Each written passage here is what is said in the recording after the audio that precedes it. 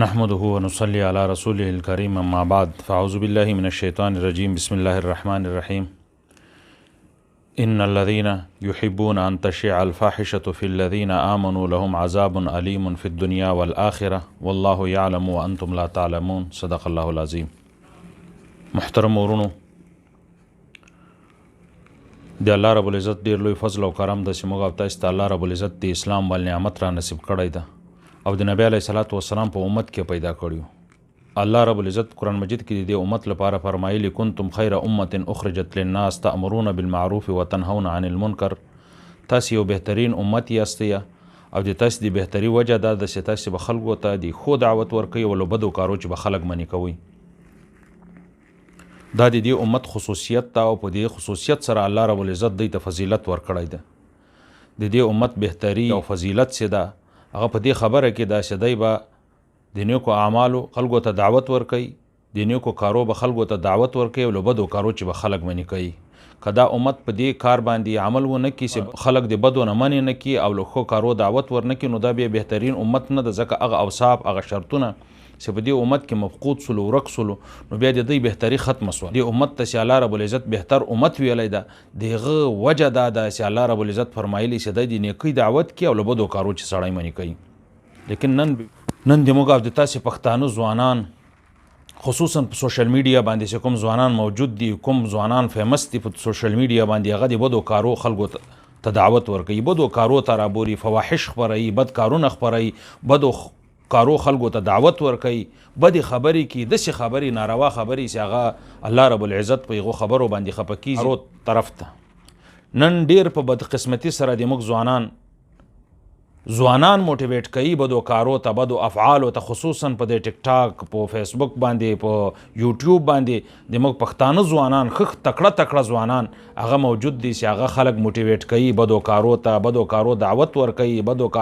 بدو خبرو بدو مجالسو دعوت ورکوي او بدې خبرې خپروي. خصوصا هغه ځوانان چې هغه په سوشل میډیا باندې فیمس دي، په سوشل میډیا باندې ډیر مشهور دي، هغه داسې خبرې کوي، داسې مجالس داسې پروګرامونه منعقد کوي چې په هغه کې بې حیایي. خصوصا په ټیک ټاک باندې د موږ ډیر پښتانه ځوانان داسې موجود دي چې هغه بیا بار یورپ ملکو ته تللي دي، بیا هغه د فحاشي او د عریاني او داسې بېهوده خبرې په خپل پیج باندې یا په خپل ټیک ټاک آی ډي باندې خپروي چې هغه ډیر نامناسب دي، یو د نبی علیه الصلاۃ والسلام یو امتي سره شایشان نه دي. او الله رب العزت قرآن مجید کې فرمایلی دي چې هغه خلک چې دوی فحاشي خپروي لهم عذاب علیم فی الدنیا والآخره، دوی ته په دنیا او په آخرت کې الله رب العزت فرمایي چې سخت عذاب ملاویږي. موږ او تاسې په الله رب العزت باندې ایمان ده، د الله رب العزت په پیغمبر باندې ایمان ده، الله رب العزت پیغمبر چې کوم دین راوړی په هغه باندې ایمان ده، په قرآن باندې ایمان ده، قرآن کې چې کومې خبرې الله رب العزت خپل پیغمبر ته رانازلې کړي دي په هغه باندې ایمان ده، هغه 100% صحیح دي. او الله رب العزت په قرآن مجید کې فرمایلی دي هغه خلک چې فحاشي خپروي، عریاني خپروي، بدکارونه خپروي، هغو ته په دنیا او په آخرت کې سخت عذاب. نو یو مسلمان چې ځان د نبی علیه الصلاۃ والسلام امتی بولی او الله رب العزت باندې ایمان راوړی دی، الله رب العزت په قرآن ایمانی، په آخرت ایمانی، په د قیامت په ورځ باندې ایمانی، او بیا دی فحاشي تناسی او عریانی تناسی د الله رب العزت د پیغمبر او د الله رب العزت د حکم تر پښو لاندې کوي، دا ډیره د افسوس خبره ده. نبی علیه الصلاۃ والسلام فرمایلی الحیا شعبة من الایمان، حیا چې ده د حصه د ایمان ده. کوم سړی کې چې حیا موجود دی د پوسې چې په ما کې ایمان موجود ده، کوم سړی کې چې حیا موجود دی د پوسې چې په ما کې حیا ایمان موجود ده، ځکه دا یوه حصه ده د ایمان. او که چا کې حیا نه وي نو د ده هغه د ایمان والا حصه ناقصه ده، د ده ایمان ناقص ده، د ده ایمان کمزوری ده. بل حدیث کې نبی علیه الصلاۃ والسلام فرمایي د اسلام چې کوم خوی ده، هر دین یو خوی لري، لیکن د اسلام کوم خوی چې د هغه د حیا وال خوی ده. په اسلام کې حیا ده، په اسلام کې پاکدامني ده، په اسلام کې عزت ده، په اسلام کې داسې کار چې یو انسان یو بل مسلمان د ګناه طرف ته ترغیب ورکول کیږي، اسلام دا منې کړی دی، اسلام د حیا وال مذهب ده. بل حدیث کې نبی علیه الصلاۃ والسلام فرمایلی الحیاء والایمان قرناء حیا او ایمان دغه دواړه سره تړلي دي، یو ځای به یې سره. که چیرې حیا نه وله ایمان به نه وي، که چیرې ایمان نه و حیا به نه وي. نو هر هغه انسان چې په ده کې ایمان موجود وي نو په ده کې به حیا خامخا موجود وي، او که چیرې په یو مسلمان کې حیا نه وي نو په دې پوه شي چې په ده کې ایمان نشته. ځکه نبی علیه السلام فرمایلي چې حیا او ایمان دا دواړه سره تړلي دي.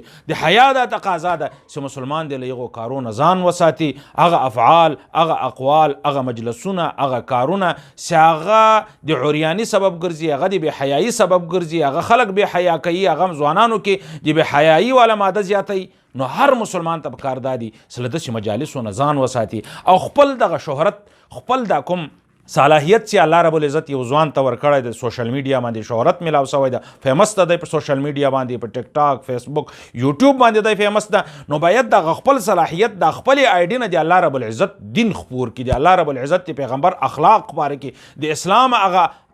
اصلي اسلام خپور کې خلکو ته دی خلک را متوجه کې اسلام طرف ته، چې اسلام باندې خلک عمل کول شروع کړي چې اسلام دا ده. نن چې خلک متنفره دي، غیر مسلمه خلک اسلام ته راتلل غواړي خو لیکن د مسلمانانو له وجه متنفره دي. نو نبی علیه الصلاة والسلام فرمایلی دي من سن فی الاسلام سنة حسنة فله اجرها واجر من عمل بها. هغه انسان چې د په اسلام کې د نیکۍ وال کار کې خو، د نیکۍ وال قدم یې کې خو، او په هغه قدم باندې بیا نور خلک روان سو، ده ته به په دې خپل قدم باندې خو نیکۍ ملاویږي، لیکن هغه خلک چې د په قدم باندې قدم یې ښی دا د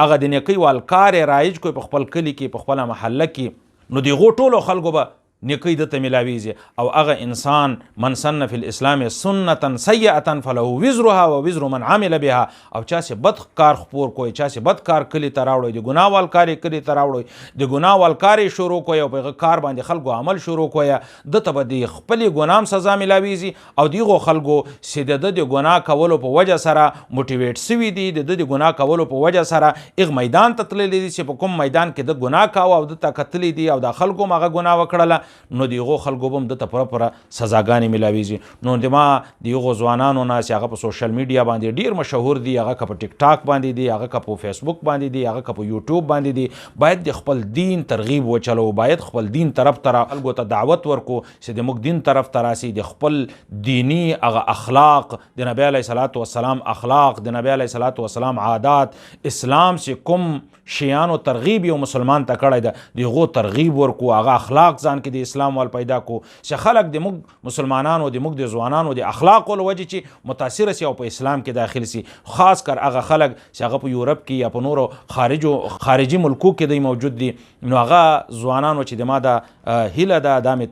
التماس ده چې هغه ځوانان باید خپل دین ته متوجه اوسي، بې حیایي خپره نه کړي، د بې حیایي نه نفرت وکړي، داسې کارونه چې هغه سبا د دوی دپاره د عذاب ذریعه ګرځي. هر انسان به ځي، ښه انسان هغه ده چې خپل قبر ته له ځان سره نیک اعمال ووړل او په دنیا کې داسې وړ کارونه وکړو که دی وفات هم سي او خلک په هغه باندې عمل کړي او د ده په عمل نامه کې نیک اعمال جمع کیږي. امید ده انشاءالله چې له ما سره به هغه ځوانان چې دوی په سوشل میډیا باندې ډیر مشهور دي او د دوی په آی ډي باندې داسې کارونه خپاره سوي چې هغه د دین لپاره د بدنامي سبب ګرځي، د مسلمانانو لپاره بدنامي او د اسلام لپاره د بدنامي سبب ګرځي، د هغو چې به توبه وباسي او دوی به د دین دعوت وچلوي او دینی اخلاق او دینی عادات او دینی ترغیب په خپل میډیا په پیج یا په خپل آی ډي باندې د خلکو ته شیر کړي او خلکو ته به دعوت ورکړي. امید ده چې تاسې به له ما سره په دې خبره کې شریک یاستئ. الله رب العزت دې موږ او تاسې ته ټولو ته په دې خبرو باندې د عمل کولو توفیق راکړي. الله رب العزت دې له موږ او له تاسې نه د دین کار واخلي.